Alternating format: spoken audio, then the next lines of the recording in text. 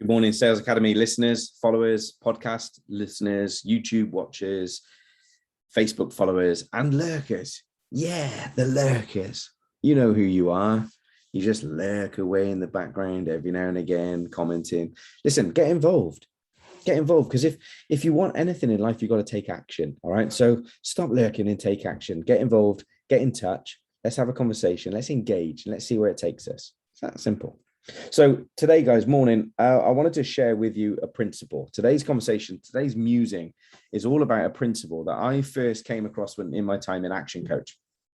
But this is a very simple, yet a very powerful principle. And it's one that we refer to pretty much every day. You know, we anchor back to it on a personal level, friends, family, but also with clients and stuff. And we're looking at how this impacts us. So before we go any further with it, my gift to you listening or watching this now is I'm going to give you the principle. I'm going to run through it with you, and then I'm going to set you some homework. I'm going to set you a challenge, right? So I don't care when you're listening to this. I don't care whether it's today or in 10 years time. I don't care when you're listening to this. The gift is still there, all right? So there's no 30% off bollocks or no time limit delay. This is, I'm going to gift you some time and experience to go through this with you one-to-one. So I'm going to give you the principle. I'm going to set you the homework. And if you listen to this and then you do the homework, you can reach out and we can get on a call, and we can go on a Zoom call or whatever it might be. And we can do some one-to-one with you to really understand and cement in the impacts and the effects of this principle in your life and business, because it's prolific, right? So the principle is called above the line, below the line. I've heard it called many, many things. I've heard it called embed. I've heard it called above the line, below the line, victim, victor, winners, losers, and all that kind of stuff. And it's like, listen, there's some really, really powerful words I'm going to share with you, but then I'm going to share with you an understanding. I'm going to share with you some examples of how it shows up in my life, because we're all human beings, right? We're not human doings, we're human beings. So things happen and it affects us. So life happens to us, shit happens to us, good things and bad things happen to us. And it literally knocks us off kilter, right? So the needle's always moving, and developing the life skills to be able to put ourselves back. Well, one of the things I always say is awareness is the first step. Aware of how we're feeling, aware of the decision that we've made and the impact that it's created, aware of the results that we're getting or how we're feeling about something because of the things that we've taken. Haven't worked out for ages, I'm feeling sluggish, right? I've been, I'm always getting hung a bit sluggish in the morning just because I'm probably drinking too much wine. What are the things that we're doing that are having a knock-on effect elsewhere? So get a pen and paper. Please get a pen and paper, because what I'd like you to do is write this down and then capture some notes. So as you're listening to this, if you're driving, obviously don't get a pen and paper. You can listen to this later on replay.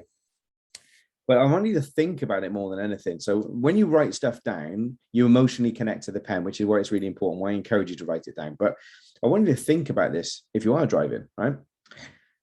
So the three words, there's a line, right? On a piece of paper, what we need to do is draw a line, or visualize a line on a piece of paper midway up the paper.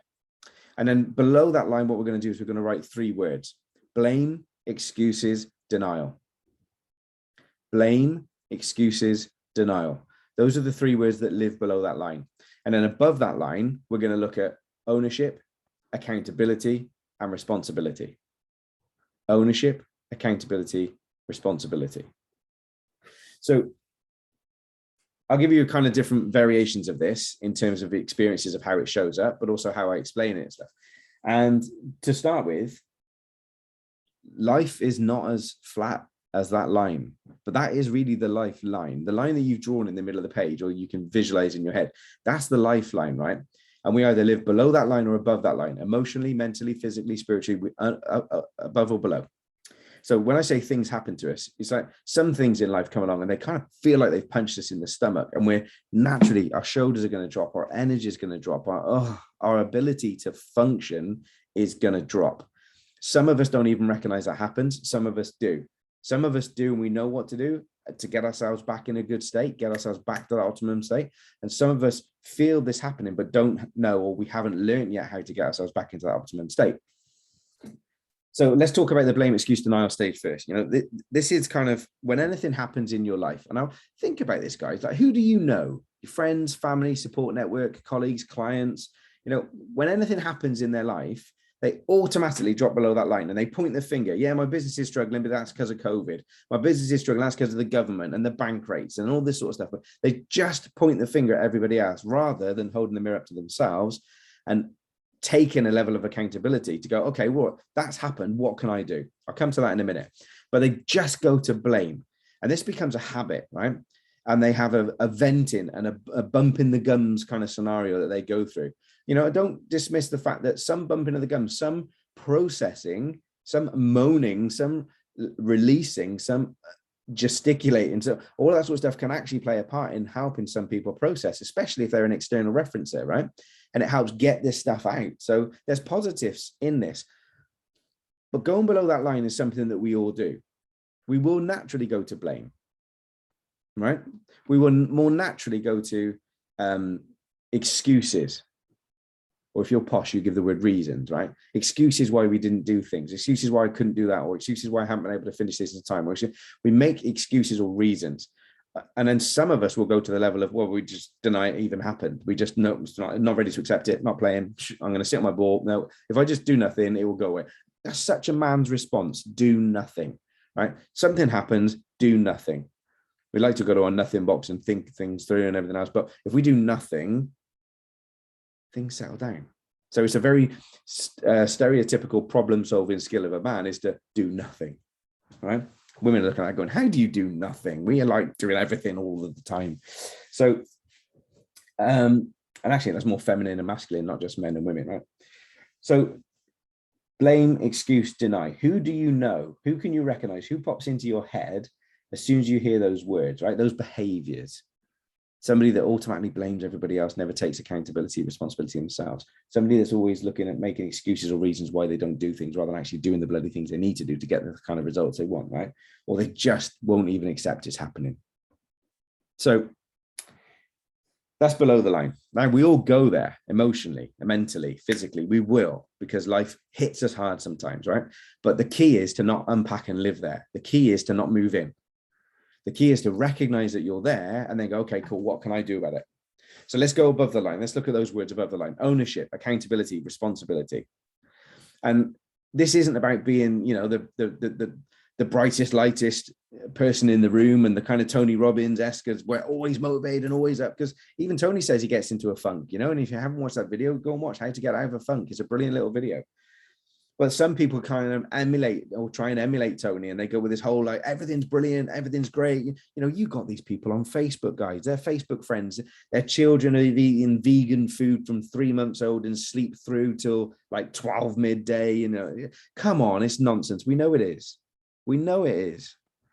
But those kind of knobbish friends exist where they are always positive and always fake and everything.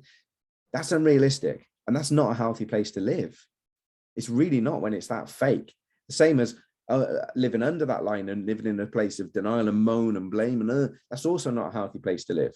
So if we understand that life's a bit of a roller coaster, to quote Ronan Keating, and I won't sing it for you because I'm just not that good. I won't ruin the song. But life is a roller coaster. What we got to do is learn how to ride the roller coaster and how to manage those peaks and troughs emotionally, and also how to bounce back quicker, how to recognize where we are emotionally, and how to recognize the effect that we have on ourselves and other people. What we say, the impact. What we do, the impact. Positive or negative. All right. So let's just say, for example, I was going to a meeting this morning and I'm going to meet with some clients and I've got a training session and I need my A game, right? Because I'm going to bring my best to that team. That's what I try and do every time. Best endeavors to be my best all the time. So I've got to get myself in a good state. That means getting a good night's sleep. That means getting up early, having a good shower and stuff. I meditate before bed. That kicks into play in the following morning. In the shower, when I have my shower meditation stuff, and it gets me ready for the day. And then I have my bowl of fruit and coconut yogurt and stuff. And so I'm putting good things in. I'm drinking water and stuff. So I'm getting myself in the best place I can possibly be. And yes, I'm going to whack a double espresso in there for good measure, because why wouldn't I, right? Like I need double espresso. There you go. So, and then I'm in a good place and I've dropped the kids off at school or whatever, and I'm on the way to the meeting. And then some tit just behaves like they behave on the road. And I'm at times that tit, all right? So I'm not sitting in judgment. I'm just giving you an example. But this guy this lady just does something absolutely ridiculous. And it automatically sends me to that place of, oh, what are you doing? Now, My mood has changed. My state has changed. My emotional intelligence has dropped through the floor because the decisions I'm going to make in that heightened state of emotion, I pretty much guarantee are going to be decisions that are going to cost me more time, more energy, more emotion, more time to put things right because the decisions I made were probably not the best ones, right? You know what I mean when you get into this road rage. I tend not to get road rage, actually. I get retail rage when people stand in the doorways with their partners going, where are we going to go next, love? I don't care. Just don't sit there and talk about it in the doorway. Go somewhere else and have the conversation. You're blocking people coming in and out. It's a thoroughfare. See, it can change your state that quickly. All right. Breathe into your nose, breathe back out, laugh, change your state, clicking my fingers, away we go. So I've practiced and learned some of these things to change my states. Because even when I'm getting into that role to kind of demonstrate that, I'm still saying those words. My brain's still hearing them. My heart's still hearing them. My soul's still feeling it. So it has an impact on me if I allow it in. So I have to change my state and bring it back, right? That's what I can control. So if this person behaves like an idiot in the traffic or in the doorway of a shop, I have to take ownership of the fact that that's just happened. Simple thing, ownership. It's just happened. I can't change it. I can't control everything. I can't control everyone's behaviors. That's just kind of narcissistic thinking, what is it, egomaniac, whatever it is. I can't control everybody else, but what I can control is how I respond, not how I react. There's a difference between responding and reacting, right? So how I respond, that's what I can control. So what I say, what I think, what I feel, what I do next. So take ownership and accept that that thing just happened. Now become accountable for what you say, think, feel, do next. And if you do that, consistency, if you just focus on that and you take all of that energy away from what that person did and put that energy back into getting you back to where you need to be the best version of you, as a father, as a mother, as a parent, as a lover, as a teacher, as a whatever your role is, to get you back into that good place. And if you take ownership that it's happened and accept it, and you take accountability for what you say, think, feel, do next, you will become responsible for your results consistently. So you have the power. You have the power to change this, to change the impact. So there's the principle with a couple of examples of how above and below the line kind of show up in our lives, right? So now the homework is, I'd like you to draw this out. When you get back home, if you're driving stuff, draw this out, draw the line. Ownership, accountability, responsibility above it, blame, excuse, deny below it. And then what I'd like you to do is on the page, kind of split the page in half or whatever, and look at it and go, what do I say and do when I'm above the line? What are the kind of things that I say and do when I'm in a good place? Mentally, physically, emotionally, positively, whatever. When I'm in a good place, what are the kind of things that I say and do? And how does that affect me and how I feel and my results and my outcomes? And then take it away from you and go, and how does that affect other people? How do I influence other people for the better when I'm in that good place? And then conversely, what I'd like you to do is look at it from below the line. When you go into that place and you get into that rage and that upset and that frustration, resentment, jealousy, whatever it might be, envy, when you get into that space, what are the kind of things that you say and do then? And how does that make you feel? And how long does it make you feel that for? And what kind of person do you turn into? And therefore, what impacts does it have on other people? So what impacts does it have on you? What impacts does it have on other people when you are either above that line or below that line? That's the exercise. So I've given you the principle, I've given you some examples, and I've given you the exercise. The only thing you need to do now is give yourself the respect to put some time and effort into this, invest a bit of time and effort into this, to truly understand a bit more about who you are and what's going on, and what we can do to actually get some of that balance back. And then once you've done the exercise, drop me a message. Contact me on Facebook, on Instagram, whatever it is, drop me a message and we'll book a one-to-one call with you on Zoom and we'll go through it, right? And I will gift you that time. We're probably looking for half an hour to an hour, and I will gift you that time to support you and listen and challenge what you've put down and the impacts. And then we can agree some things that you can do to make some differences. You will feel empowered by the exercise to make changes for the better for your life. Now, I think that's a gift. But like with any gifts, if you don't open the frigging thing and do anything with it, it's totally bloody useless. So peace out, guys. This is my musing for today. Above the line, below the line. Have some fun with it. I look forward to having some one-to-ones with you guys. Be awesome. Be kind. Stay safe. See you later.